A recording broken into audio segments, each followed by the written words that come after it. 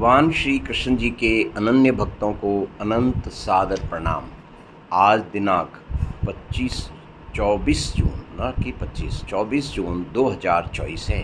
आओ हम सब मिलकर श्रीमद् भगवद गीता के अध्याय 2 के श्लोक 37 का ओडिया भाषा में ज्ञान अर्जन करें। यह एक ज्ञान अमृत है जो आपके जीवन को सरल, सहज और सुगम बनाने वाला है। सबसे नई बात इसमें यह है कि इसमें पूरा ध्यान आपके स्वास्थ्य और शरीर, मन, बुद्धि और आत्मा के प्रति दिया गया है। आज तक ऐसा किसी भी ग्रंथ में नहीं है जहाँ पर कि श्रीमद् भगवद गीता के बारे में यह बात कही जाए कि यह आपके मानव स्वास्थ्य को लेकर एक भगवान श्री कृष्ण जी द्वारा दिया गया उपदेश है, जो इसके अंतर्गत अंडर करेंट के रूप में समस्त श्लोकों में स्पष्ट होता है। महाभारत का युद्ध क्या हो गया कि लोग समझने लगे कि ये तो लड़ाई के मैदान की बात है। महाभारत का युद्ध आप अनंत समय से चला आ रहा है और आज भी चल रहा है और आगे भी चलेगा। वह युद्ध किसके बीच में है? एक तरफ आप अपना खुद का स्वास्थ्य अर्जन करना चाहते हैं और दूसरी तरफ वो शक्तियां हैं जो उस स्वास्थ्य को बर्बाद करना चाहती हैं। मुझे ज़्यादा बोलने की आवश्यकता नहीं है। स्वास्थ्य शब्द ही अपने आप में पूर्ण है और आपका पूरा ध्यान उस तरफ ले जाएगा कि आपने उन शक्तियों को हराना है जो आपके स्वास्थ्य के ऊपर हमला कर रही है। उदाहरण के लिए वायु प्रदूषण, ध्वनि प्रदूषण, जल प्रदूषण और यहाँ तक कि विचार प्रदूषण, सोच प्रदूषण। सोच प्रदूषण के कारण ही ये श्रीमद् भगवद गीता 1 श्लोक अ डे के इस चैनल का आरंभ किया गया है, जिससे आप स्लो एंड स्टीडीली अपनी आप को पहचाने, अपनी जिम्मेवारी को पहचाने। समस्त भाषाओं में एक मुहावरा हर समय आया है और वो है कि पहला सुख निरोगी काया। यदि निरोगी काया हमारा पहला सुख है तो पहली जिम्मेवारी हमारी निरोगी काया है। श्रीमद् भगवद गीता के अध्याय 13 के श्लोक 1 और 2 को, मंत्र 1 और 2 को आप ध्यानपूर्वक पढ़ें। वहाँ पर ये ही बात श्रीमद् भगवद गीता के आधार के रूप में आपके सामने स्पष्ट आएगी कि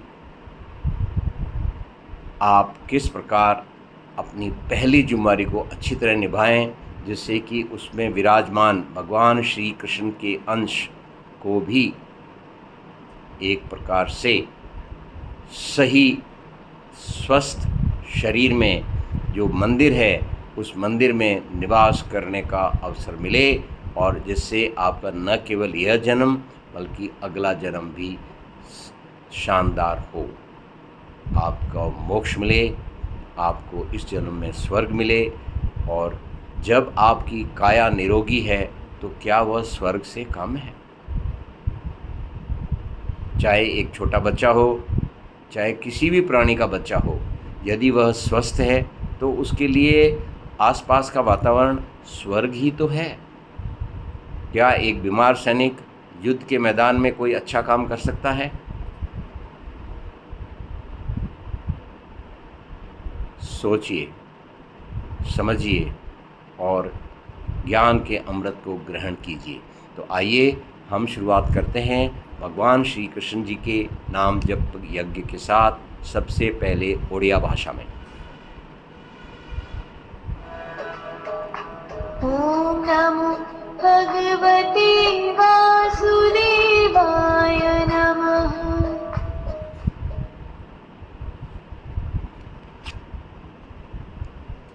ओडिया।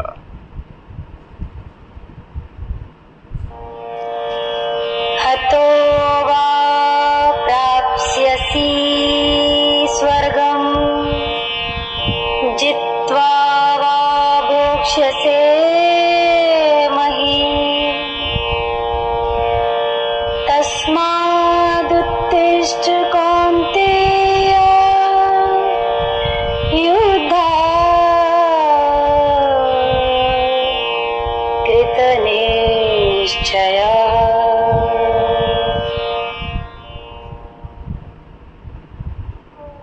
यदि तू युद्ध में मारा गया तो स्वर्ग प्राप्त करेगा।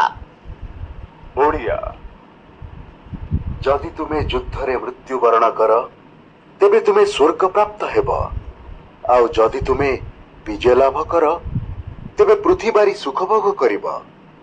सेथिपाई कुंती तुमे ठिया हुओ एवं निश्चित भावरे युद्ध कर।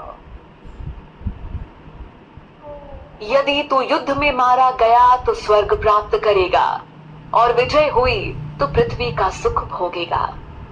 इसलिए हे कौन्तेय, खड़ा हो जा और निश्चय पूर्वक युद्ध कर। ओडिया जदि तुमे युद्धरे मृत्युवरण कर तेबे तुमे स्वर्ग प्राप्त हेब आउ जदि तुमे विजय लाभ कर तेबे पृथ्वी बारी सुख भोग करिब।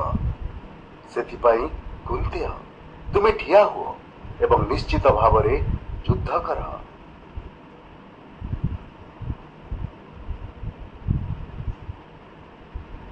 You will attain heaven if you get killed in the battle, or enjoy the kingdom if you win. Therefore, O Kaunteya, get up with a determination to fight. Odia You will attain heaven if you get killed in the Odia जदि तुमे युद्धरे मृत्युवरण कर तेबे तुमे स्वर्ग प्राप्त हेब आउ जदि तुमे विजय लाभ कर तेबे पृथ्वी बारी सुख भोग करिब। सेथिपाई कुंती तुमे ठिया हुओ एवं निश्चित भावरे युद्ध कर। हमारे लिए जानने की बात यह है कि हम युद्ध किस पर्पस के लिए कर रहे हैं। महाभारत का युद्ध जो द्वापर युग के अंत में हुआ था वह हमारे लिए प्रतीकात्मक है। आज हमारा युद्ध और युद्ध का एक ही ध्येय है, स्वास्थ्य।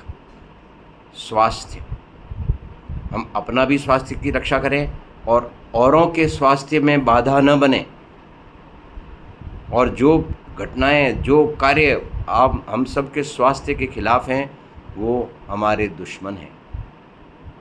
आओ इसी बात को हम ग्रहण करें। जब आपका स्वास्थ्य अच्छा होगा तो क्या आप स्वर्ग की तरह इस धरती का आनंद नहीं भोगेंगे? और यदि स्वास्थ्य की रक्षा करते करते करते करते एक दिन आपने अपनी स्वर्गवास को प्राप्त हो गए तो क्या वह स्वर्ग नहीं होगा? तो इस प्रकार से इस स्वास्थ्य शब्द को हमने संपूर्ण श्रीमद् भगवद गीता में हर जगह एक अंडर करेंट, अंतर्निहित मतलब अंतर्निहित एक क्षेमम योगम को अच्छी तरह पहचानना है और उसका पालन करना है। पालन करने पर जो आपको सच्चाई सामने आएगी वह ही आपकी श्रीमद् भगवद गीता का जीवन है। मैं अपने बारे में किसी दिन आपको विशेष तौर पे इस विषय पर गहराई से बताऊंगा कि क्यों किस प्रकार मैंने इस कार्यक्रम को उठाया है और आप लोगों की भक्तों की सेवा में प्रस्तुत किया है। आओ संगीत की भाषा में। जीते रहे तो राज लोगे, मर गए तो स्वर्ग में। इस भांति निश्चय युद्ध का करके उठो हरिवर्ग में।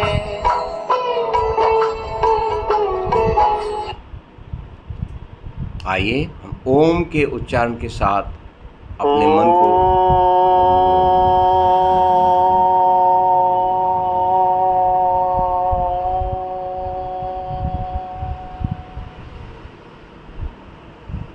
और अपनी वाणी को विराम देते हुए